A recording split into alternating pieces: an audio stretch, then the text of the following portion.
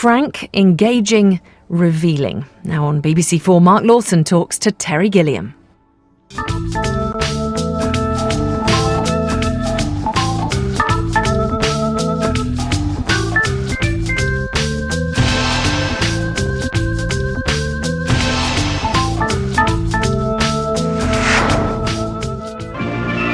When Monty Python's Flying Circus first appeared on British television in 1969, Terry Gilliam always seemed to be the outsider.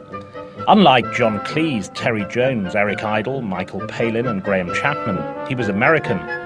Having directed Python's Holy Grail movie, he began to make films of his own, including The Time Bandits and Brazil, which, like his illustrations, invoked a world of dreams and nightmares, swinging between the silly and the sinister. But the experience of getting the films on screen was often enough to make him wake up screaming.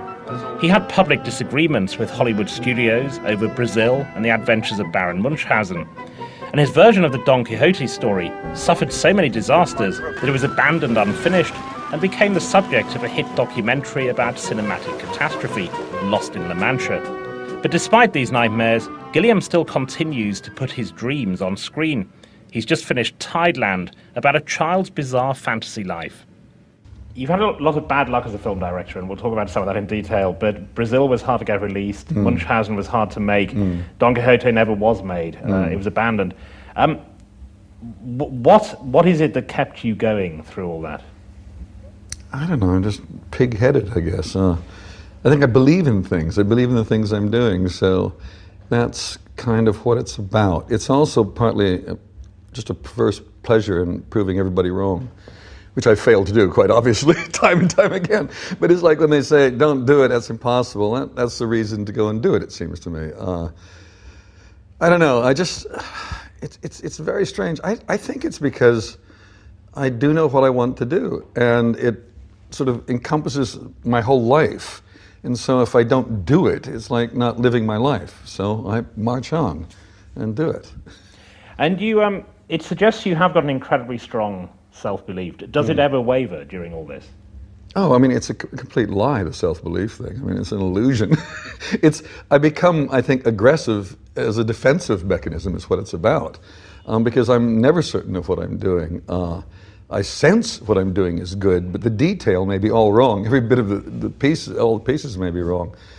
But it's partly because the people you end up dealing with, especially in these kinds of situations on films, is they're really irritatingly stupid.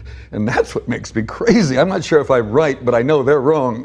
And it works from that premise. And I surround myself with, I hope, really good people who sort of share the same idea of what we're trying to do and the same belief in what we're trying to do. So I never feel I'm completely alone and completely mad about what I'm trying to do. So that's it. I don't know.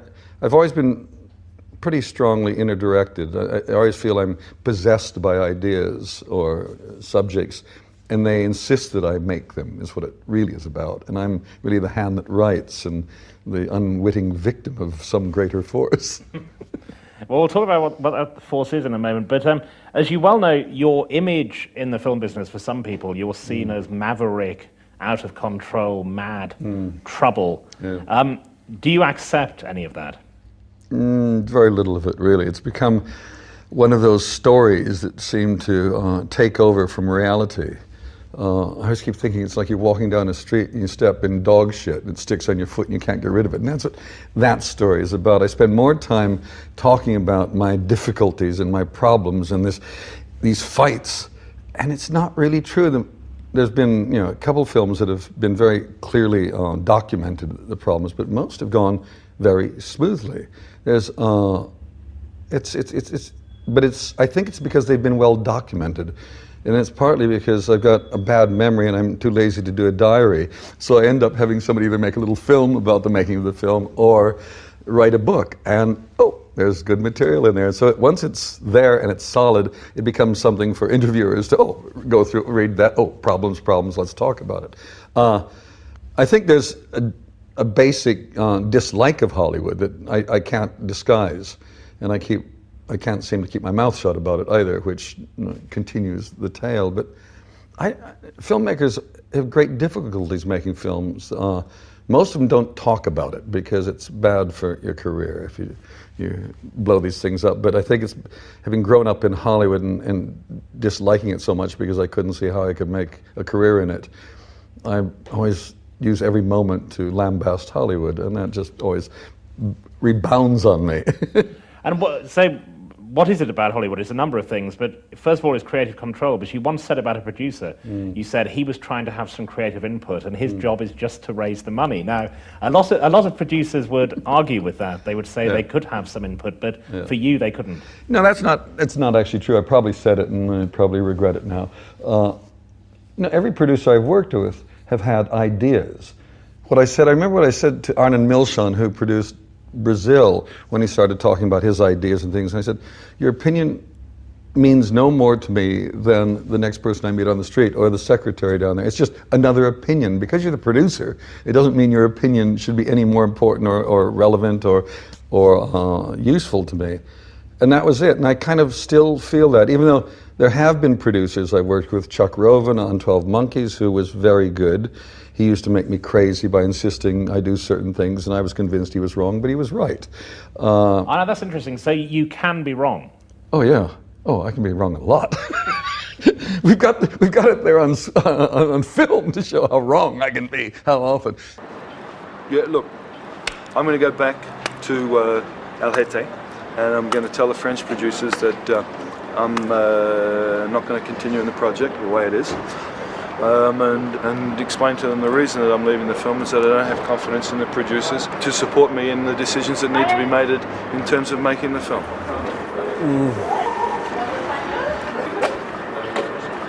We can't make the film with them. Not the film you want to make.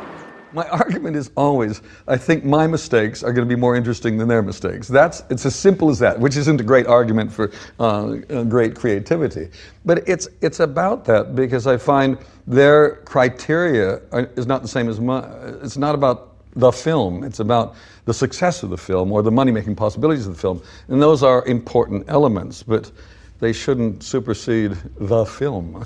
And there's a story which I think sums up your views of Hollywood, which is about 12 Monkeys, which was this, like all your films, this difficult, unusual, strange film, which actually made quite a bit of money. And when you put it to them why it had done that, they were quite certain about why it had made money. Yeah, they're very good at reductionism. They can reduce what 12 Monkeys was a very complex film. It was a very clever, difficult script. It was actors playing against type. It was all sorts of things that demanded you to think and consider some very difficult ideas. A dark theme about fear of death and also the fact that 5 billion people are going to die to make the future possible. Now, that's not the kind of normal concept that sells a movie. People found that difficult. Well, and they reduced it when I went to, it was Warner Brothers, and let's name names here, and they were praising me for the success of the film. See, again, they were probably praising me for the success of the film, not for the film. And I said, yeah, it's great. It's such a complex thing, blah, blah, blah, blah. And they said, no, it's just 2 words. And I said, what? Yeah, Brad Pitt. We're not productive anymore, at least to make things anymore. It's all automated. What are we for then? We're consumers, Jim. Okay, buy a lot of stuff. You're a good citizen. But if you don't buy a lot of stuff, what are you then, I ask you? What? Mentally ill. Fact, Jim, fact. If you don't buy things, toilet paper, new cars, computerized blenders, electrically operated sexual devices, stereo systems with brain-implanted headphones, screwdrivers, miniature built-in radar devices, voice-activated computers. Take it easy, Jeffrey. Be calm. That was it. So they reduced the whole thing down to Brad Pitt. And then they went on to invest a lot of money in movies for Brad to star in over the next several years, which all failed. Most of them failed. Not that Brad doesn't deserve success and all that, but this is crazy. This involves a much more complex thing, why a film is successful, and they don't want to think in those terms. I was very struck by something I read that you'd said, because I'd seen this going off on your own, doing what you want, as a kind of arrogance, a good arrogance, I think. But then you said something which surprised me. You said, if you go off on your own, then there's less competition. You're the only person doing that, which was curiously the opposite of arrogance in a way. Yeah, I know. Yeah, I'm not sure what that means, really. I say things, and I really wonder later what I really meant by that. And it's probably one of those. There's something about, I don't know, I mean, competition is something that I don't really like that much, especially in the movie business, because we've just been through the awards season. And what is this competition about? I mean, it's crazy. It's like we've been reduced to 5 films and 5 actors over a year's amount of work, and that's the part that makes me crazy. On the other hand, I know I'm competitive at a certain level, that I want to show that I can do certain things better than other people. But in the end, I think it's safer to just make my own little world and compete with myself and then lose. Although Can you lose when you compete with yourself? This is the question. This is the big question for today. Something you again said very striking about cinema, and maybe it's one of those things you say and then you wonder what you meant, but you said, what I like about making films is that for a period of time you have a higher cause you're serving. Yeah. But what cause? Art, God, what? I don't know. The film. I suppose I believe in some kind of almost platonic sense of the film exists. And I don't know really what this means, but it's a sense that I have when I'm working. And it's partly an escape from my selfishness, I suppose, is the way of thinking about it, that I actually am serving a higher cause. This is probably a result of my childhood and my upbringing, that there are higher causes to serve. But what I love about it is that, we've kind of agreed on telling this story. Now, how do we bring that story to fruition? And you gather all these people around, and suddenly there's a community that's all focused on the same thing. And there's carpenters, painters, writers, actors, singers. This is extraordinary, and we all work together to make this creation. And there's always some point along the process that I actually feel it exists already, and it's just making itself, and we're doing the job. But I think it's escape from my ego and my selfishness is what I really think at the heart of it is. And a lot of this, as you suggest, goes back to childhood, which we should talk about. In your childhood, the higher cause would quite simply have been God, because it was a religious upbringing. Yeah. I mean, I went to university on a Presbyterian scholarship. I was, in the youth group. I was leading this, doing that. I was going to be a missionary, church every weekend. God, I've read the Bible twice. So that was it. That was the world I knew and understood, and the stories, and it was just accepted. I didn't have to think about it. It was just a fact of life. And it just as I got older, it became more complex, because I was always asking questions and saying stupid things, and the response to either these questions or my remarks was always, "Oh, you can't go there. You don't do that." And I said, "Oh, this is crazy." I mean, I said, "What kind of God is it you people worship that can't take one of my jokes? I mean, it just goes crumbly because I tell a bad joke about him." And that was kind of the beginning of the end. And it wasn't so much, it is. I mean, I don't believe in a God like that anymore. I mean, it's just this great bearded figure. I use it in my cartoons and all of that, but I just think that's, infantile, frankly. Arthur, King of the Britons. Oh, don't grovel. One thing I can't stand, it's people groveling. Sorry. And don't apologize. Every time I try to talk to someone, it's sorry this and forgive me that, and I'm not worthy. What are you doing now? I'm averting my eyes, O Lord. Well, don't. It's like those miserable psalms. They're so depressing. Now knock it off. Yes, Lord. Does any religious sense survive in you? Oh, I don't know if it's religious or spiritual. I'm not sure. Slightly. I'd define them slightly differently. Yeah, I think it's complete there. I mean, I'm completely in awe of the world. I mean, awe of the cosmos. I'm in awe of the whole miracle. That's what I think I believe in, but that doesn't mean I can pray to this thing and get some results. It doesn't give me time in heaven afterwards. I don't believe in any of that. But I do believe there's a greatness about all of this, and it's nice to be able to come along and watch it, experience it, be involved in it for a bit, and then die. You were, as a child, you were at risk of having messianic fantasies because you were the son of a carpenter. It's my cheap joke. Son of a carpenter, and my mother was a virgin. And I played that one for a long time. I mean, clearly, that's the problem. I suppose when you grow up with Jesus being the man, you kind of want to be like Jesus. He's your role model. It's not, Clint Eastwood and Make My Day. It's Jesus is the role model, so that's how it works. And then you end up with Paul's version of Jesus, and so you need a bit of messianicness. You've got to change the world. I think that was the thing, is I really wanted to make the world a better place, whatever that means, or at least try to, bring people closer to the truth or the light, whatever these terms are that people use. I suppose that's what I'm still doing when in films, at least, offering other ways of looking at life in the world. But you felt strongly from early on that you had a specific thing to do. You were here to achieve something. I had this sense that I had this talent, this weird thing called talent, whatever it was, and that was something that was very precious. My job was to protect it, and that's probably why I get aggressive with studio executives, because I don't know what this talent is. I know I've got it in there, and I've got certain skills and abilities, and other people don't have that, and I feel I have a responsibility to try to make the most of it. In the childhood of artistic people, we're always looking for clues to what they will do. And I was interested, your tendency to build wild and lavish sets started quite early, but you built this amazing treehouse with your father, the carpenter. Yes, we were living in Minnesota, and we finally, after many years, we got an indoor toilet. And there was this timber left from what was called the Biffy, the outdoor toilet there. And so my father and I built this 3-story treehouse in the trees, and that was the beginning of kind of my need to build things in school, in school plays or senior proms. I was the guy always doing the sets, and my father worked for a company called John's Manville, and they did these partitions, and the partitions came in 4-foot by 8-foot cardboard boxes. So you end up spreading it out, and you've got 8-foot by 8-foot of big corrugated cardboard, and you paint on it, and you cut it out, and you make castles, you make extraordinary sets. So I was doing that from quite an early age. I like building. And the fact that you moved in America is significant. I was assumed originally that you were a Californian because you had a tan and long hair, and you still have a ponytail. But it was from Minnesota, which was quiet America, to loud America, which was California, that you moved. Yeah, it's me, Dylan, and the Coens, and Prince. It all came from Minnesota. I mean, Minnesota's a strange place because it's Scandinavia is what it really is. It's you go outside of Stockholm, you could be in Minnesota.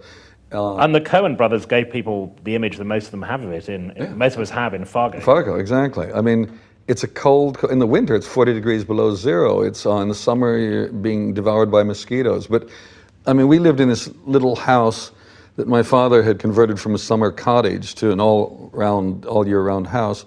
And behind the house was a forest, across the street was a swamp, there was a lake 2 blocks away, cornfields over there. So it was this fantastic world for a kid to grow up in. And the reading obviously is also fascinating given what he went on to do, but the legends and myths recur throughout the films. Baron Munchausen, Don Quixote, the Brothers Grimm, King Arthur. Does that come from childhood reading? Yeah, it must be, because I think all of that's there. Grimm's fairy tales, I do think, were the first books I remember reading. All that stuff just went into your head early on, and it stuck. It's interesting when I think about it that it stuck more than the biblical stories, which are really good tales as well. But it was always knights. It was always knights and armor and damsels in distress and heroes. It was the hero, getting caught in the hero myth, and that happened very early on. And I remember when we moved to California, the first things I was doing was building castles and having sword fights, putting 5-gallon ice cream containers on my head, cutting a slit in it, getting a branch from a eucalyptus tree, building. The one thing we built that was solid was the shield out of wood, and then we just hit there and smash each other all day long, big knights. Now that was at about 12 years old. But I was never as energetic and as bronzed as the surfers. That was always the thing that made your life miserable out there, because there's these guys at the beach that just look gorgeous, and all the girls love them, and there was us, the others, out there running around reading and studying, and it was just, that was the frustrating part about Hollywood and California. And in that thing that is odd to the English, because they don't do it at all here, where they vote on the student most likely to succeed in the final yearbook, it was you, but it would have been to succeed, not presumably at filmmaker or art, it would have been science or... or a doctor or something worthy. And is that what your parents would have wanted for you? They've been incredible because they never inflicted upon me their ideas of what I should or shouldn't be. And that was nice. They were, I think I was a pretty, bright kid in our family, and they were kind of amazed by this creature that was in the house. I seemed to be, really smart and incredible energy. And I just thought, this is a good one. Let's just keep feeding him and see where it goes. But it was at college that the art took over, stage sets, cartooning, magazines, the whole lot. It was because, science was a dead end for me. It was just too complex. Physics didn't interest me as much, and I dropped out of that very early on. But when I went into art, which is what I went from science into art, I didn't like that either because, again, it's so much about personalities and who you find yourself with. And the art history teacher was so dull and boring, I couldn't stand it. The practical arts teachers were brilliant, and they were great friends, and I liked that. And I decided what I could do was go into political science, which had the least number of required courses, 4. And all these electives could be tacked on it, from Oriental philosophy to drama to this. And so I kind of created the education for me. And you've always been quite a 60s figure, and you made a film of a key 60s book, Hunter Thompson's Fear and Loathing in Las Vegas. The time you went there, because it was just before Vietnam was about to happen, the whole 60s, and what were then called the hippies, you were clearly influenced by that. Oh, it was wonderful. It was Eden, the Garden of Eden for a brief moment. Because I was slightly older than, it was like Hunter's older than me, but I was older than the ones that really, the hippies that took off. And I'd come back from New York to LA and also from Europe. And I remember had a flat roommate up in Laurel Canyon, and it was like, you'd walk out in the morning and there'd be some beautiful girl in a white shift dancing in the dew, and this is a magical place. and acid was a thing that I stayed away from, even though everybody else was involved with it, because I was terrified of it. There was a girl that I went with for a while she was heavily into acid, and you'd be talking to her, and her eyes would drift off like that. And said, what happened? Oh, nothing. A tree flew away. But it was that kind of world, and it just felt, this is really exciting. I think it didn't last very long, because very quickly Madison Avenue and the advertising business got hold of these words, revolution, the Dodge Rebellion. And I got crazy with this because I thought there was a brief moment of a kind of innocence that I've never experienced again. And it was genuine and it was wonderful. It only lasted a very short time. And you're never going to run for president now, so you can say if you want. So no acid, but some drug culture or nothing. So never. That's the other thing, especially when we started Python, the underground, they all thought we were druggies. We weren't. We were literally not. Alcoholics maybe, but not druggies. And no, what have I had? Marijuana, hash, coke, and speed. End of conversation. And those are only brief moments because none of them really work very well for me. I find, I take some pot and I actually implode. I actually just into nothing. I was going to say, but there's crazy stuff in your head anyway, all the time. No, bad chemicals, but they're natural. I don't have to ingest them. They're going on in there. So I keep saying, I'm obviously one of those dead-end mutations. There won't be more of them, but while it's going on, it's kind of interesting. And I can actually stand outside of myself sometimes and watch it happening, and it intrigues me. On the other hand, it took me a long time, I was probably into my mid-20s, if not more, before I began to realize I wasn't completely normal. I thought everybody saw the world the way I saw the world, and I was always astonished that they didn't. And then I realized I just seem to see this world in a slightly skewed way. Your politics at this time would have been, I don't know now, but then certainly would have been left. Oh, yeah. When I was in New York, I was doing political cartoons for, I don't know if you know who Paul Krasner was, the realist. Great stuff. That's what I was doing then. It was one reason I left America, because I was so angry. The last thing I did was a big poster memorializing the first LA police riot, which I was involved in. And no, I was getting really, really angry, and I had to leave, basically, was what it was about, because I felt I would do something, dangerous and bad. I didn't want to. I'd always wondered about that. So whether it was but it is a kind of exile then. You had to get out. It wasn't an exile. It wasn't that I become actually disillusioned by America. It wasn't that I was going someplace that I didn't want to go, because I'd hitchhiked around Europe and I loved it. I actually felt these castles are real. They're not cardboard. and I loved the breadth of culture in Europe. And within a few miles, I could be in a place that spoke a different language. That really excited me. Suddenly, the world became really diffused and complicated again. There was things that I didn't know. So I was actually keen to come back to England anyway, and my growing disillusionment with America just fueled that, and I came, and suddenly I came into the most wonderful masquerade ball. London in 1967 was just like you went to a costume ball. It was just extraordinary. And I thought, like Alice, I'd ended up in Wonderland. And before you got to Wonderland, you'd been involved importantly with a magazine in New York. Yeah, it was called Help. It was the brainchild of Harvey Kurtzman, who had been the man who created Mad Comics, which had been the only magazine worth reading in the 50s and the early 60s, and grew up with that kind of sense of humor that he had created. And he was the hero for my generation of cartoonists, which was Robert Crumb, Gilbert Shelton, all the people that became the underground comic artists in America. Harvey was the man. And I had, after graduating from college, not knowing what I was going to do, I went to New York, and I suddenly became his assistant, just like that. And that was for 3 years then. And curiously, it becomes very significant later, but your first encounter with John Cleese was in New York, where you depicted him having sex with a Barbie doll. Well, we don't actually see the act. It's off camera, but it's implied, yeah. But these were these picture strips, which were based on an Italian. Well, no, fumetti is what they are, and Italians did that. I mean, and they used to be romance comic books, really, but rather than drawings, people would be photographed, and they would speak with balloons, and that's what the fumetti is, the little puff of smoke, the balloon.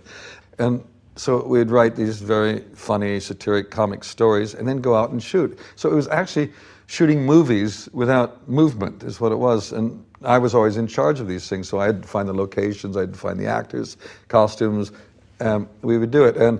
And we paid the great sum of $15 a day for people to appear in these. And we did very well. I mean, it had Woody Allen in one. We had a lot of famous people in it. We used our connections. But we did this one piece, and it was Somebody's Punctured Romance, it was called. It's about a man who falls in love with his daughter's Barbie doll. And John was appearing with Cambridge Circus, with Graham Chapman, Bill Oddie, David Hatch, who else is there? Eric Idle, I think, was there. No, Eric wasn't. No, it was just John and Graham, Bill.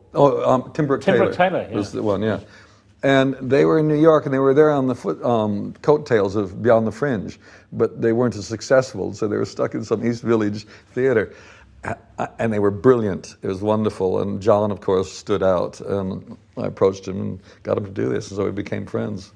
And you'd got into TV through John Cleese, who was a thanks for the Barbie doll scenario, had got you into British TV. Well, he was one of the few people I knew here, and I was still working in magazines here, doing illustrations and art directing.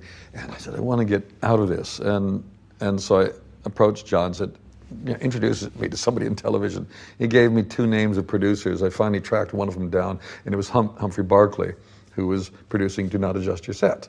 And I went to Humphrey with my cartoons and some written sketches I did, and he bought a couple of the written sketches. He was an amateur cartoonist himself, so that was a bond there. And he forced these 2 sketches on Mike Palin, Terry Jones, and Eric Idle, and David Jason, and these coffee. And I then became involved with Do Not Adjust Your Set. And that's how that happened. Out of the group that were around those various programs, these different gangs formed because the goodies went off in one direction. And what became the Python gang? How did that group develop? John apparently had sort of an open invitation to do a show for the BBC, and John wanted to work with Mike. I really think that was it. That was always the key connection. And so John and Graham came there, and the 4 of us came like that, and suddenly we were Python. And you described John Cleese as a friend. Of the others, which were you closest to or furthest away from? It tended to be Mike, Terry, and I were closer. I think we're the same height, basically. Is what it is. And we weren't from Cambridge. It was always the dividing line. And I went to Occidental College, so Oxford, Occidental. We many similarities. And yeah, we were the closest on that side. And then there was John, Graham, and Eric over there. I mean, Eric and I sometimes are quite close because we're the two that work independently or singly. But Mike, Terry, and I are still really close, and it's always been like that. But presumably in the way it was put together, I mean, you were separate to some degree anyway, because they wrote together, you very rarely acted. So again, there was a separation there already. No, that was always that, because I didn't have time to go to rehearsals, nor was I didn't consider myself a performer.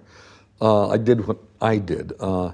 And I was busy doing that while they were rehearsing. What would happen would be on the day of the show, I'd come in with my cans of film under my arm and say, here we go, boom. And I said, well, what's going? What's available? Where's the costumes nobody wants to wear? Cardinal Fang, fetch the comfy chair. The comfy chair?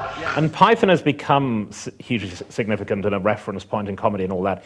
Did you have any sense at all at the time working on it that something big was happening? No, it was just fun. It was just, that's what was nice about it. There was no view outside of us entertaining ourselves in many ways, and if with any luck, a bit of an audience. We were kind of the beginning and the end. We chose what went in, what made us laugh, and that was the show. And again, it was a kind of arrogance, but it seemed to be a more honest one because everybody else was in showbiz trying to please the audience. Hey, it's all of this. And we just stood back and didn't do it that way. And the reaction from the BBC, they were quite bemused by what they'd got. I suspect they still are. You never see it, do you, on the BBC? They've got a strange relationship between Python and the BBC. No, they didn't know what they got. I think after the fourth show, they pulled us off, replaced us with the Horse Show of the Year. But what was so wonderful in the Horse Show of the Year, in the middle of it, they played the march. And that was wonderful. Monty Python's Flying Circuses!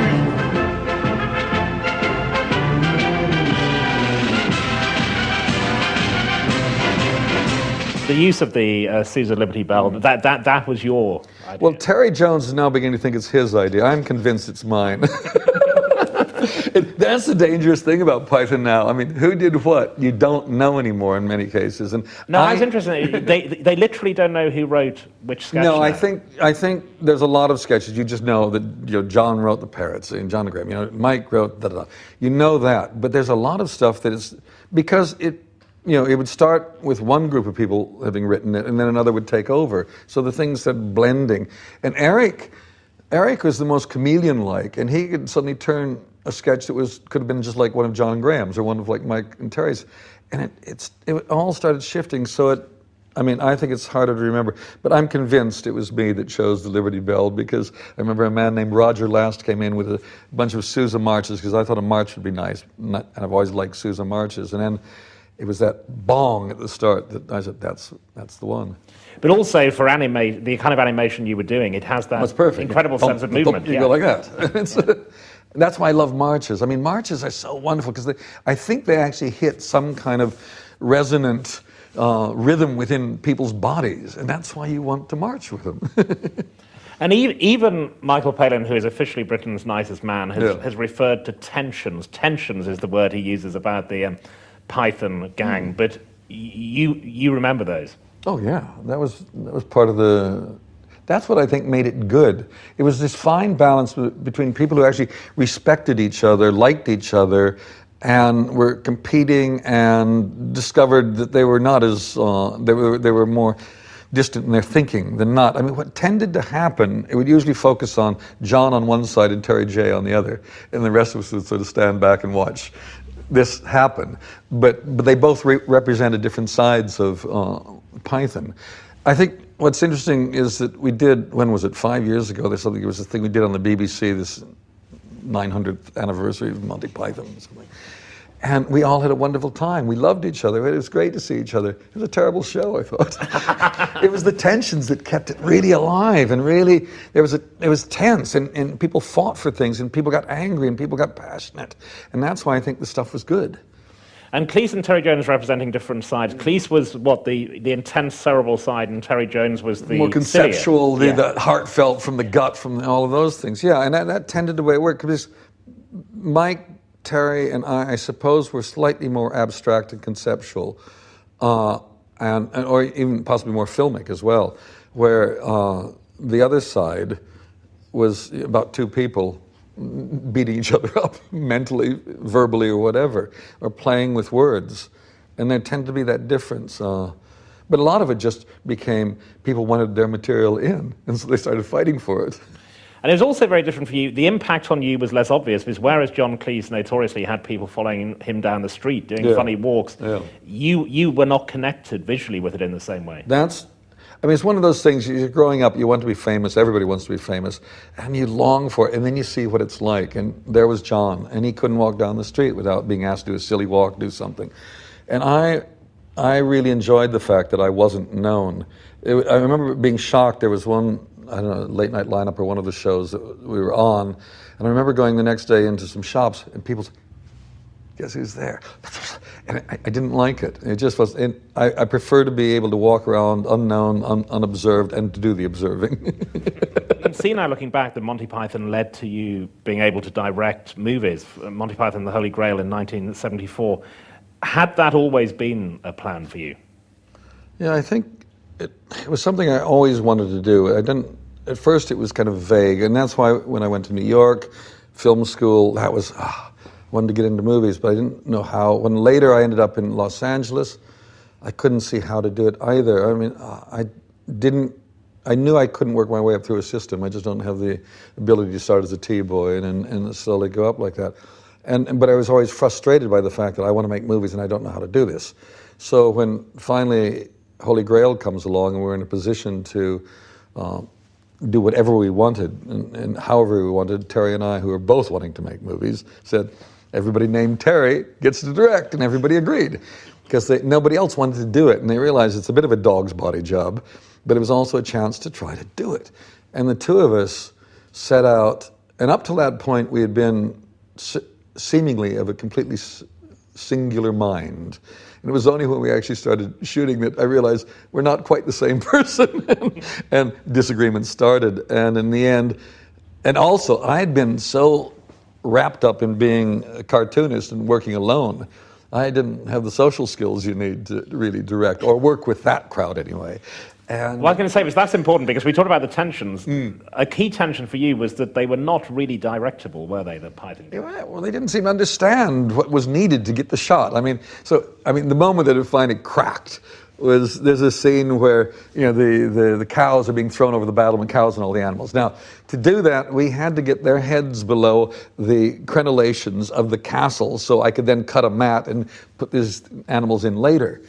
And they were wearing the armor, and we dug a hole in the ground for the camera to get it the right angle. And then they had to kneel, and they were getting uncomfortable and bitchy about the whole thing. And I said, I don't need this. I didn't write this sketch. This is mine. I'm just trying to make it work on film as you wrote it.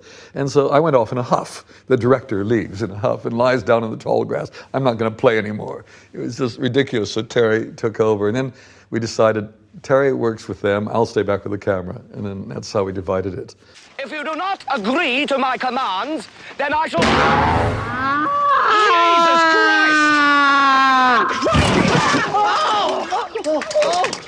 Right.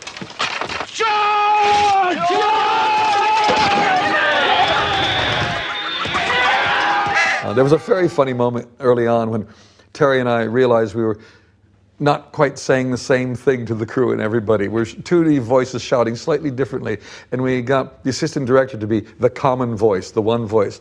And then we discovered he wanted to be a film director as well, and he was making a third film. And so oh, that doesn't work. Pull him back. No. But I don't know how we did it, because in 4.5 weeks we made that movie.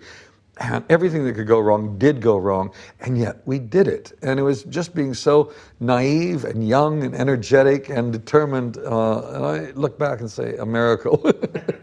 And the different visions that you and Terry Jones had, what was the point of disagreement? It tended to be me with my visual sense wanting to get it right, and Terry just wanting to shoot the scene. It was about that more than anything else, and it's and that continued. That's why in Life of Brian I designed and he directed, because I didn't want to get into that thing again, because I got very definite ideas how that shot should look, and if we don't get it right, I'm not happy. And the good thing about Terry is he's less concerned, which is better for the group, because the group just needs to get on and do what the group does, which is be funny, and not necessarily be funny with the light just like that, and the chin just like that. Now, it's interesting now that you seem very quickly to go off into your own films, even though there are other Python movies. You're less involved, but that was to do with, that was a formal decision to leave them to it. Yeah, I mean, because partly I realized I wasn't really cut out to do it. I didn't have the patience or the words beyond a bunch of to get them to do what they should do. Come on, let's have a bunch of action over here, or maybe a bunch of dialogue over here.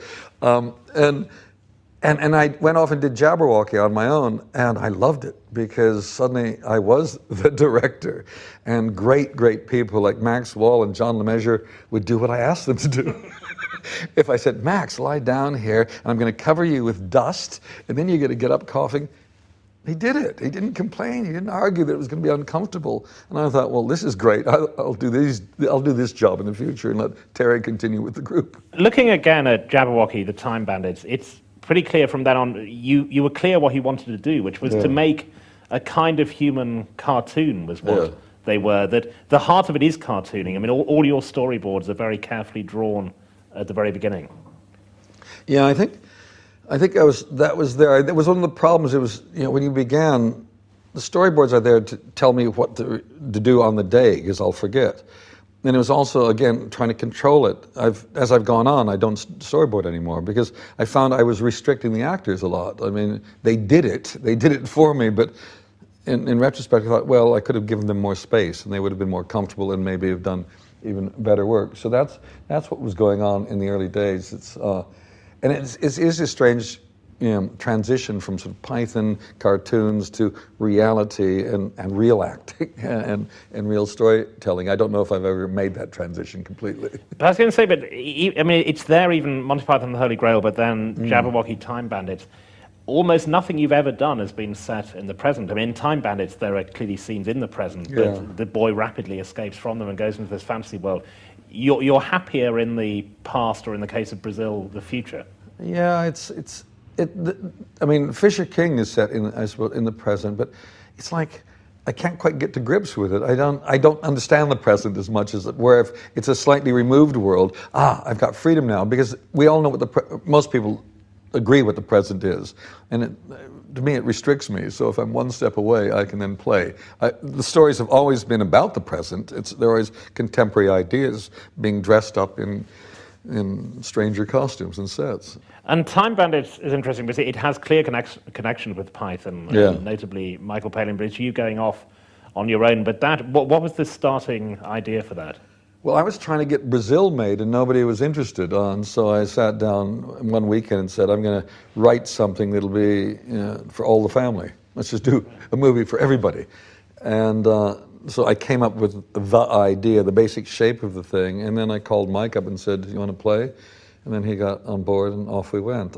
But it started really, wanting to tell a film from a kid's point of view and have the camera at that level, and then fearing that a child wouldn't be able to sustain the film. So let's surround him with people of a similar height. So it's working that way. I mean, I work in some strange ways sometimes. It's not so much clear what the story is, but it's how to tell that kind of tale and with the physical and complexities that I want. So now we've got a group of dwarves in there. And it's just fantastic. It's kind of like Snow White, I suppose. I'm falling back into the same old things. But it allowed me to have a group of guys who are normally stuck inside of Womble costumes in tin cans and allow them to be the heroes and never really comment on how tall or not tall they are, and they become the heroes of the piece. And there's something when you take people and put them into a situation they've always dreamed of being able to play in, and they're brilliant in it. Fortress of ultimate darkness is somewhere over there. I promise you. Oh, you're joking, Randall. There's nothing over there. But look, we're so close.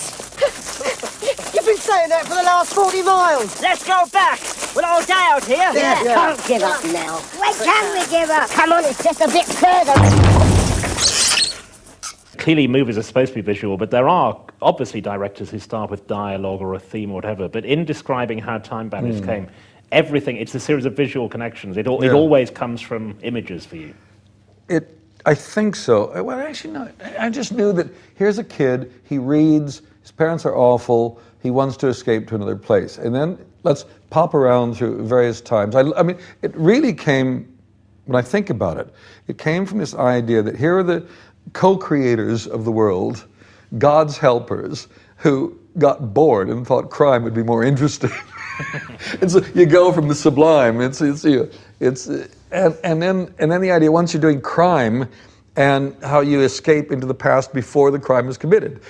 And those are the way my mind was working. And then if we can incorporate lots of famous historical characters, we can play with the cliches about them.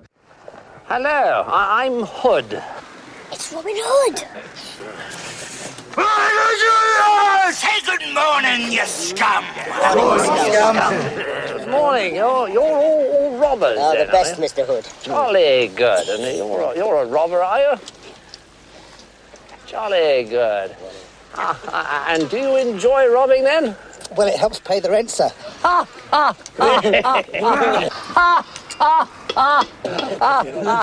Jolly good.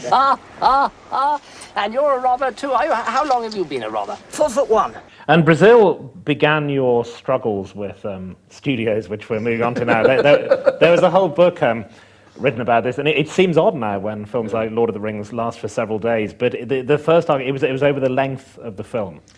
That was the contractual stick they were hitting me with. The reality was they hated the film. It's even more complex. It isn't that they hated the film. They thought it was potentially a great film. If only you could take out all those disturbing bits, all the bits that people aren't enjoying.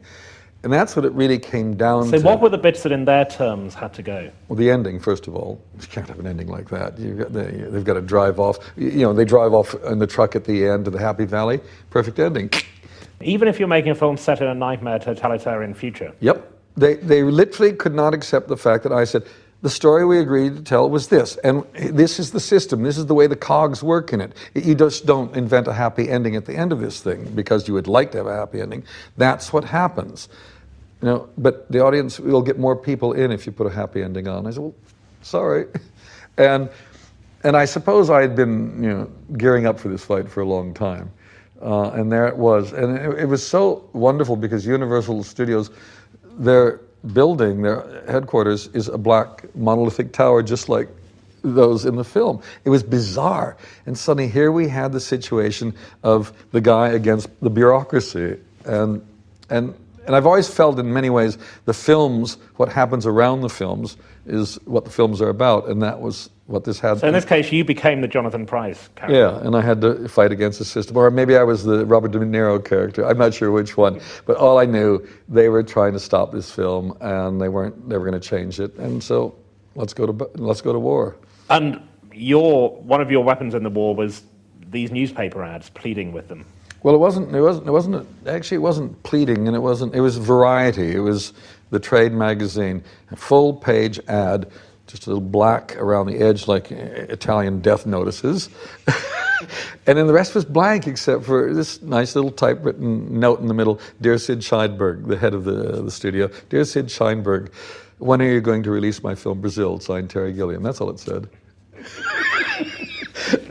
And the fecal matters, the revolving blades at that point, because this is not what you're supposed to do. Things are done behind the scene in Hollywood. That's you're supposed to do. The reason traditionally people haven't behaved like that in Hollywood is that they were worried about the next job.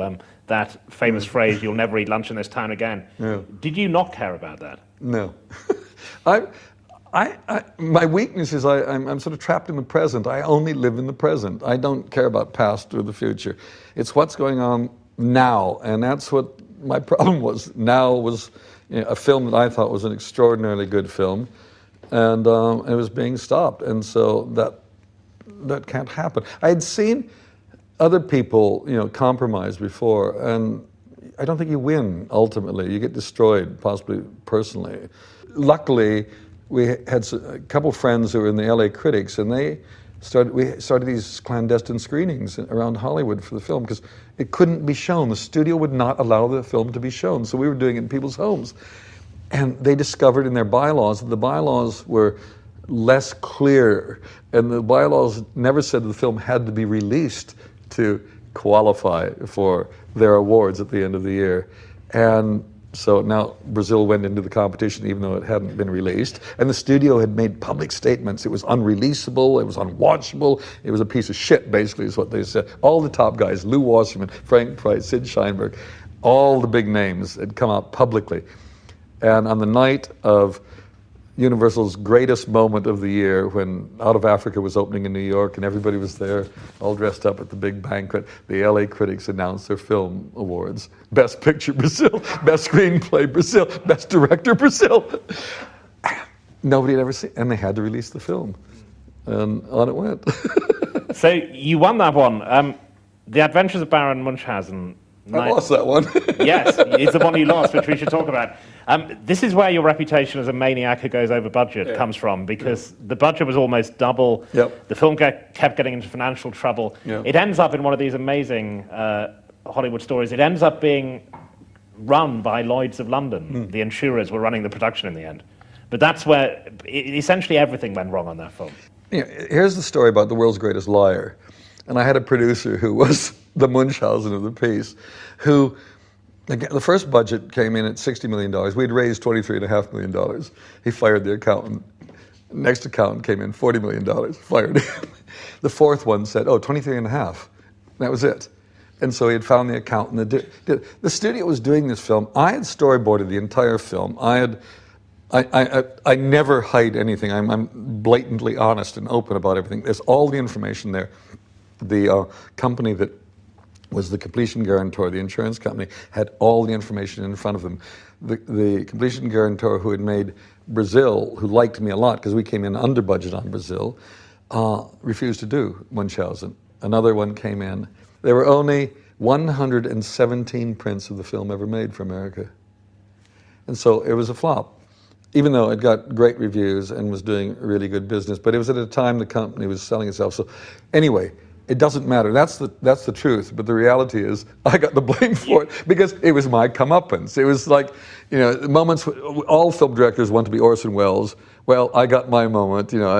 I did my Citizen Kane in Brazil, and then I did my Magnificent Ambersons with Munchausen. And Brazil, there was a whole book written about it. Don Quixote, there was famously a whole documentary made about the failure to make the film. I've seen it 3 or 4 times now, and there are scenes that I find almost physically impossible to look at when the things start going wrong, particularly when the set is washed away by a storm. It amazed me you got through without having a nervous breakdown or a heart attack or something. But did you ever feel in serious threat of cracking up? No, I was relieved, to be quite honest, because I actually thought we were in much deeper shit than what you see on film. I thought it was going to come down. If we survived that first week, it was going to come down in the third week. It was going to get bad. The thing was, I think it was under budgeted. It was prepared all right, but there were a lot of problems waiting to bite. And I'm really aware of everything. I mean, I talk to a lot of directors who don't seem to know what's going on around them. They just get on with it. I'm aware of all the problems, and I worry about all of them. That's what I do. We'd been a long time trying to get that project off the ground. It had been started and stopped 3 times. I was actually quite exhausted by the time we got there, and that's why when the heavens open up, I'm laughing. I mean, it's what else can you do? It's like, wow, this is madness, and there was a strange sense of, I'm glad, God got the blame and not me. Yes!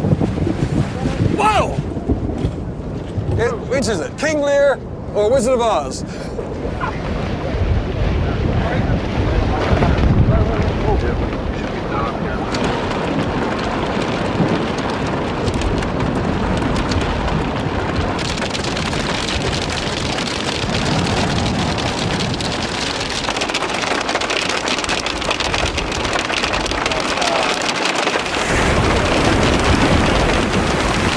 I can't watch the documentary. I mean, I've watched it enough times, and I just can't do it. So, but it was, yeah. It's the moment when you know it's.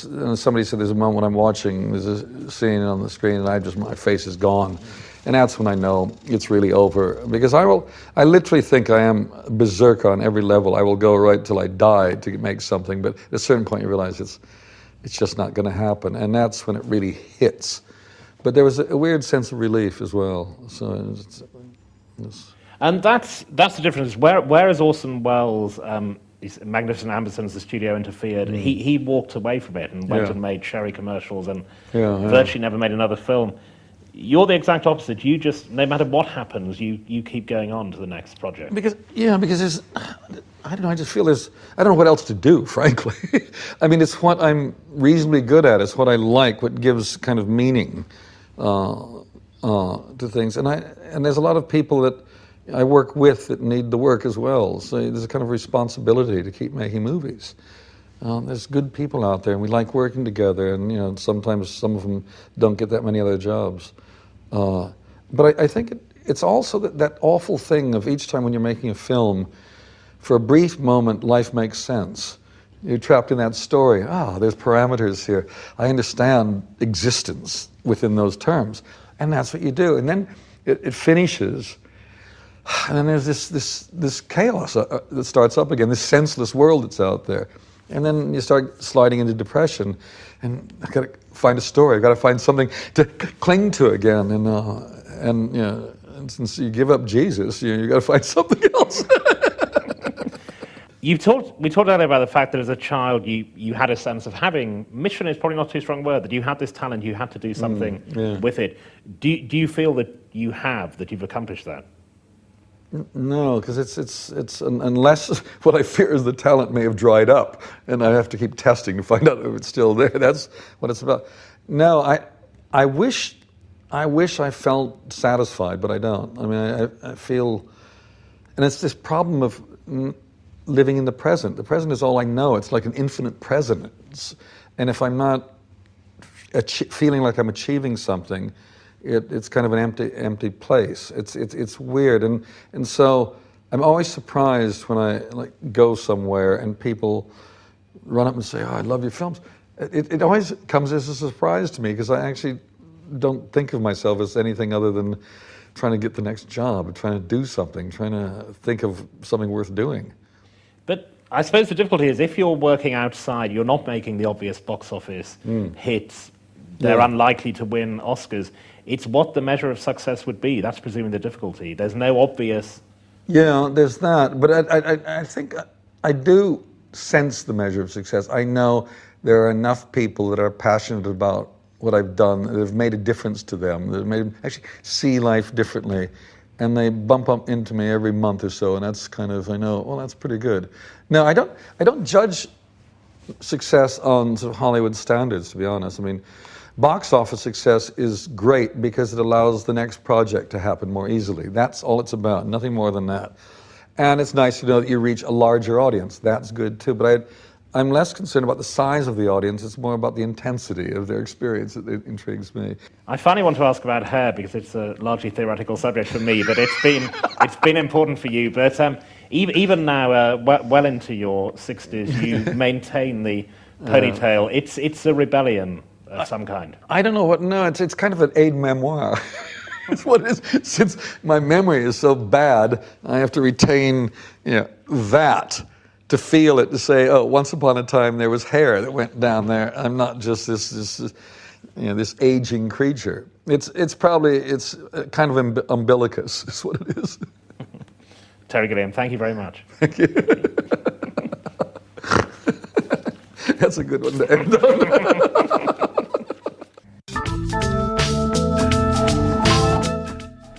Stay with us for Terry Gilliam's cult classic Brazil next.